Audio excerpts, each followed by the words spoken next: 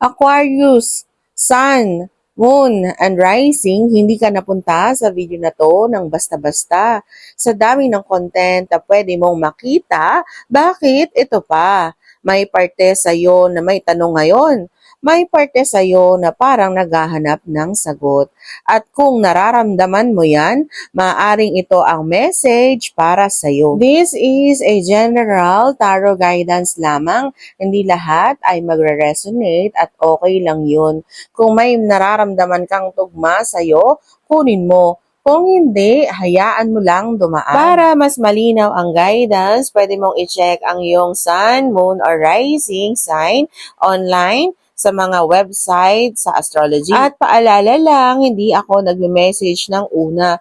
Kung may magpakilala gamit ang pangalan ko, maging maingat po tayo. At ngayon, huminga ka muna. Bitawan mo muna ang iniisip mo. At tignan natin ang energy mo para sa May 2026. At ang unang energy na lumabas ay The Hermit. Hindi ito simpleng pag-iisa. Hindi ito pagiging malungkot. Ito ay energy ng pag-atras para mas makita ang sarili.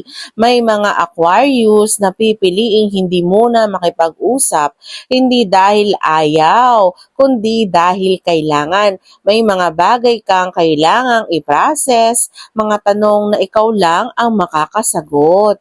At minsan, kailangan mong mapag-isa para marinig ang sarili mong boses. Tanungin mo ang sarili mo, ano ba talaga ang gusto ko? Bakit ko ginagawa ang mga ginagawa ko? Masaya ba ako o sanay lang ako? Hindi mo kailangang sagutin agad, pero mahalaga na tinatanong mo. At ang susunod na energy, the Magician Reverse, may moment na parang nawawala ang kumpiyansa mo.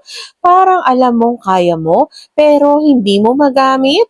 Parang may pumipigil, pwede itong self-doubt, pwede itong takot, pwede ring pagod. Pero hindi nawawala ang kakayahan mo. Hindi ka nawala ng power, na-delay lang. Tandaan, hindi ka nawala ng power, na-delay lang. Hindi ka nawala ng value, nag-doubt ka lang. Hindi ka nawala. Napagod ka lang. May imbalance energy. Parang may situation sa buhay mo na hindi pantay.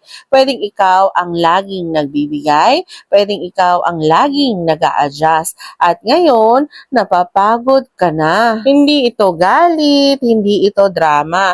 Ito ay realization. Pagdating sa pera, Aquarius, Sun, Moon, or Rising, hindi man mabilis ang galaw pero may progress.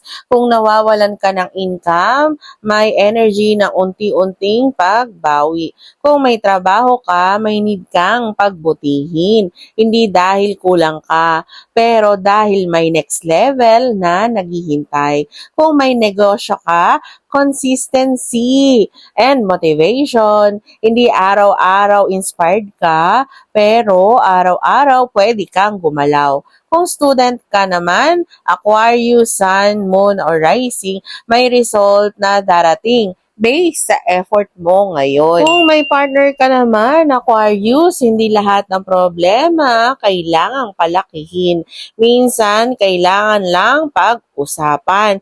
Kung single Aquarius ka, may bagong energy. Hindi ito rush. Hindi ito kailangang madiliin. Dahan-dahan, kilalanin, damhin. Sa health mo naman, Aquarius, mag-ingat sa paa, binti, at pagod sa katawan.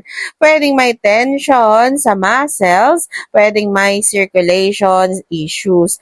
Pahinga, tubig, at stretch. Minsan, simple lang ang kailangan.